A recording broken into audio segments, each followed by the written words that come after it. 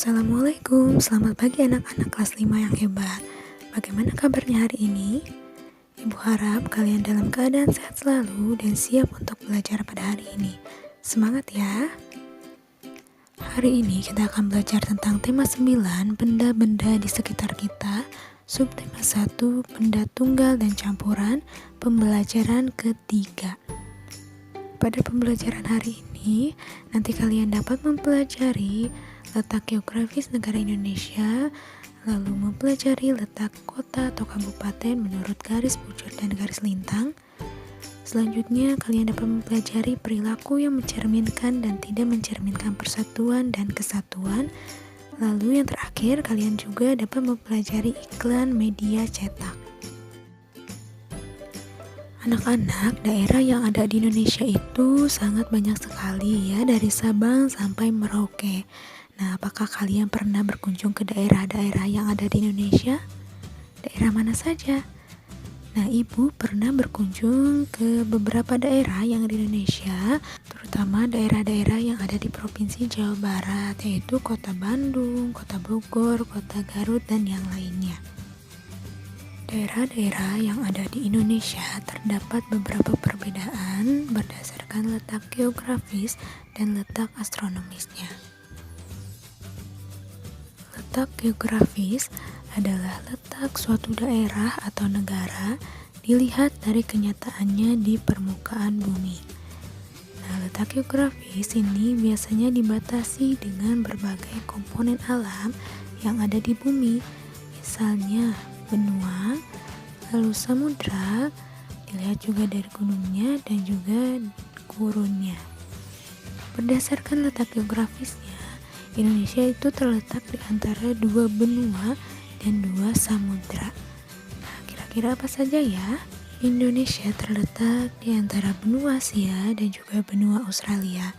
Nah, benua Asia ini berada di utara, sedangkan benua Australia berada di selatan Indonesia. Nah, lalu Indonesia juga terletak di antara Samudra Pasifik dan Samudra Hindia. Nah, batas wilayah Indonesia dari arah utara yaitu ada negara Malaysia, Singapura, Laut Cina Selatan, Samudra Pasifik yang tadi ya. Lalu di bagian selatan ada negara Timur Leste, Samudra Hindia, dan negara Australia. Lalu ada di sebelah barat yaitu Samudra Hindia, dan terakhir di sebelah timur ada negara Papua Nugini dan Samudra Pasifik.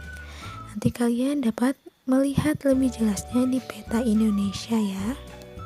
Sedangkan letak astronomis yaitu letak suatu wilayah berdasarkan garis lintang dan garis bujur.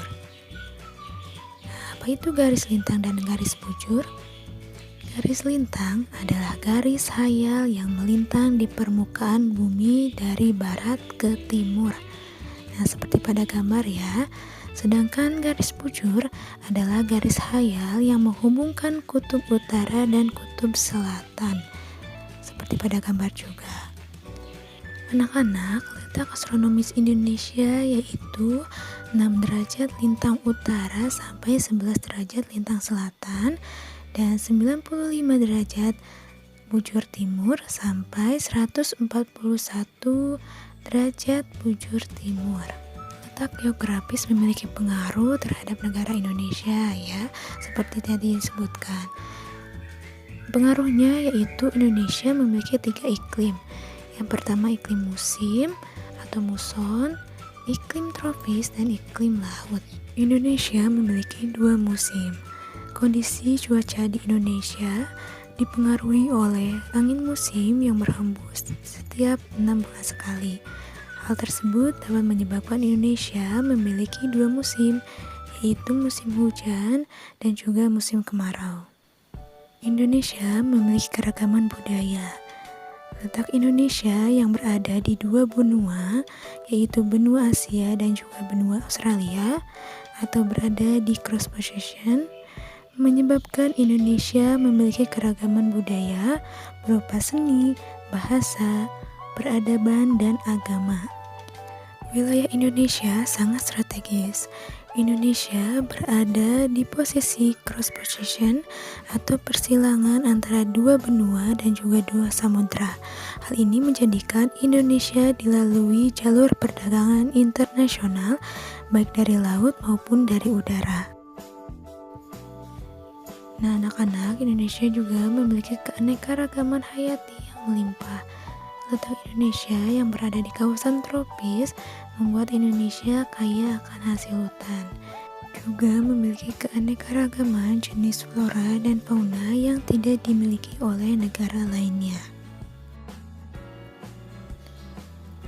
Sedangkan pengaruh letak astronomis berdasarkan garis lintangnya, Indonesia memiliki iklim tropis, yaitu menyebabkan curah hujan tinggi, terdapat hutan hujan tropis yang luas, kemudian sinar matahari sepanjang tahun, dan kelembaban udara yang sangat tinggi.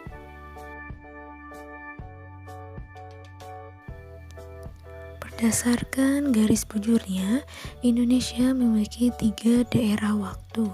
Yang pertama, waktu Indonesia bagian barat. Yang kedua, waktu Indonesia bagian tengah. Dan yang ketiga, waktu Indonesia bagian timur. Sekarang kalian coba amati peta Jawa Tengah yang ada pada gambar. Perhatikan garis bujur dan garis lintangnya. Kemudian kalian pilih 10 kota atau kabupaten yang ada di Provinsi Jawa Tengah. Lalu tuliskan juga garis bujur dan garis lintangnya di lembar kerja siswa yang sudah disediakan.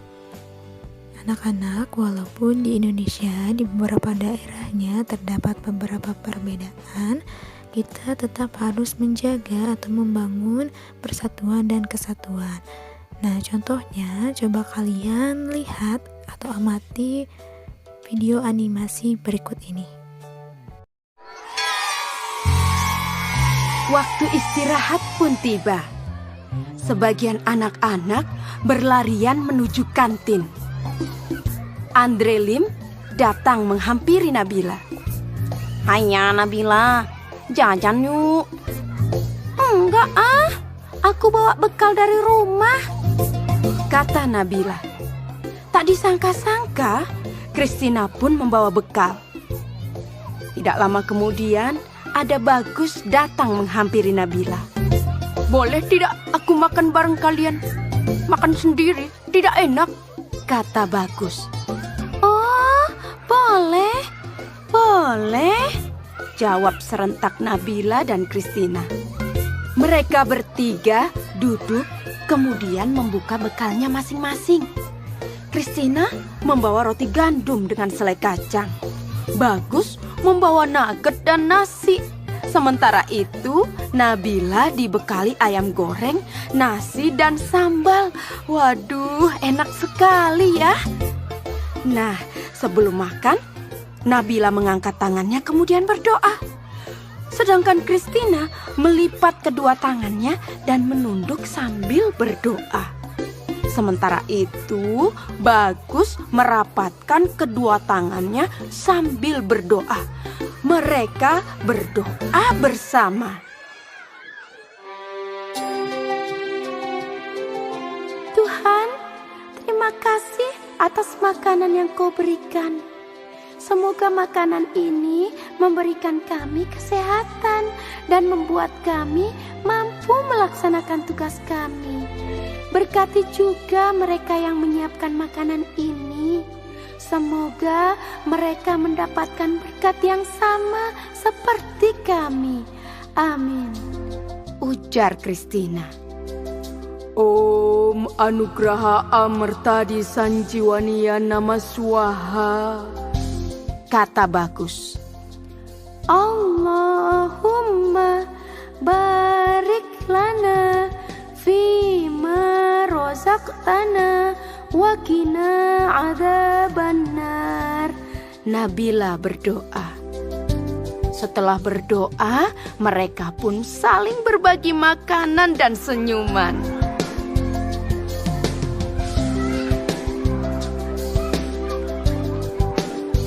Pengalaman itu membuat Nabila bingung.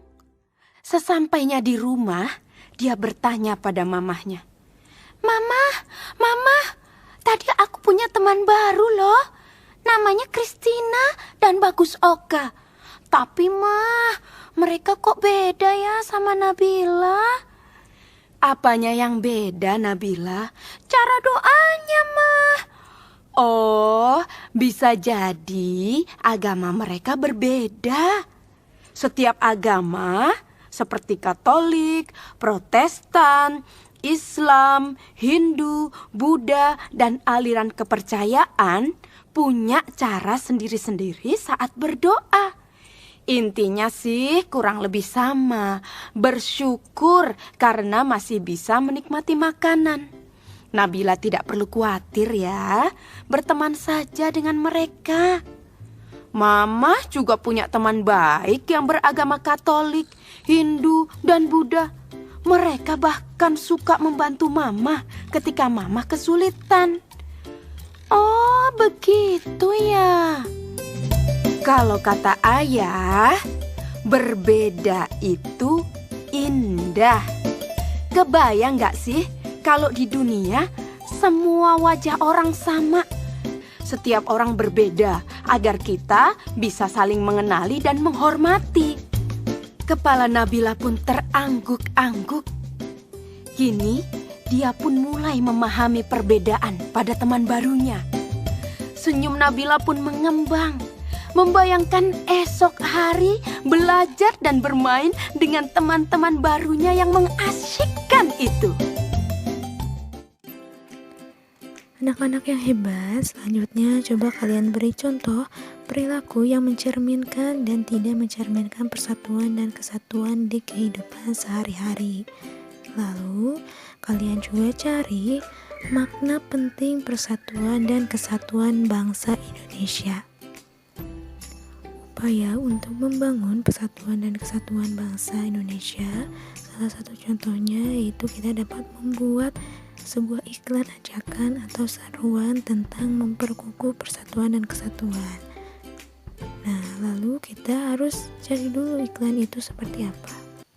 Iklan adalah pemberitahuan mengenai suatu barang atau jasa kepada khalayak umum agar mereka tertarik untuk membeli dan menggunakan barang atau jasa yang ditawarkan.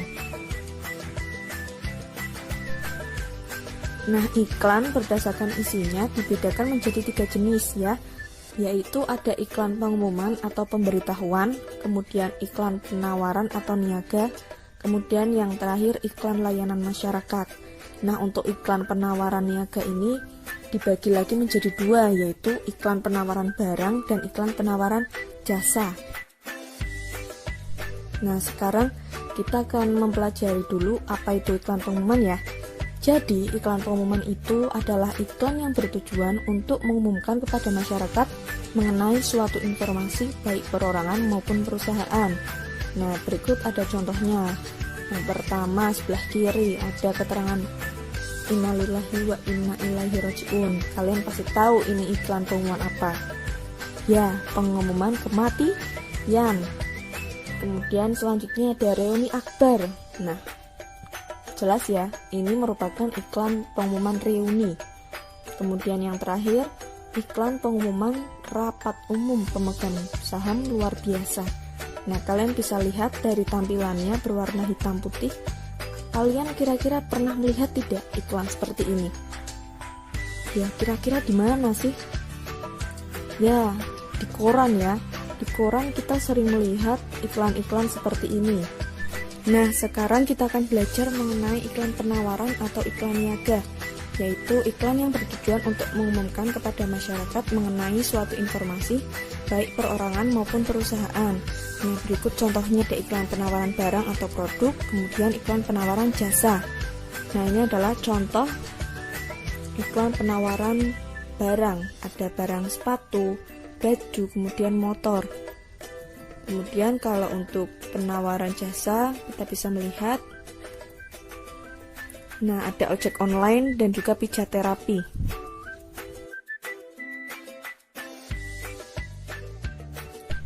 Nah, selanjutnya yang terakhir yaitu iklan layanan masyarakat.